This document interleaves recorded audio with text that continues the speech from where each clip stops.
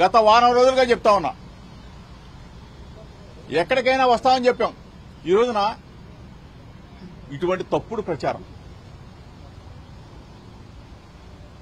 తప్పుడు వ్యవస్థలను సృష్టించి చంద్రబాబు నాయుడు సర్కార్ ఇంత దిగజారుడుతనానికి, నన్ను వ్యక్తిగతంగా, మా పార్టీని వ్యక్తిగతంగా కించపరిచే విధానానికి దిగజారిందంటే ఏదైనా ఎవడైనా చెప్పాలంటే దమ్ముగా చెప్పాలా, లేదో చంద్రబాబు నాయుడు వచ్చి మాట్లాడాలా, లోకేష్ వచ్చి మాట్లాడాలా. అంతేగాని ఎక్కడో ఐవీఆర్ఎస్ కాల్స్ ఎవడు చేస్తాడో తెలీదు, ఏ డిస్ట్రిబ్యూషన్ కమిటీయో తెలీదు, ఏ వ్యవస్థో తెలీదు, అన్నిటిని కూడా చట్టాన్ని తమ చెప్పు చేతలు తీసుకుని, చట్టం మా చేతిలో ఉంది కదా, ప్రభుత్వం మా చేతిలో ఉంది కదా,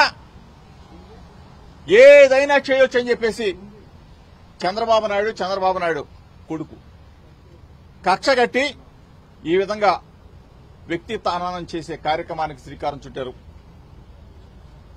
ఈరోజు డీజీపీ ఆఫీస్కి వచ్చి స్వయంగా మీడియా మిత్రులు ముందు చెప్తా ఉన్నాం.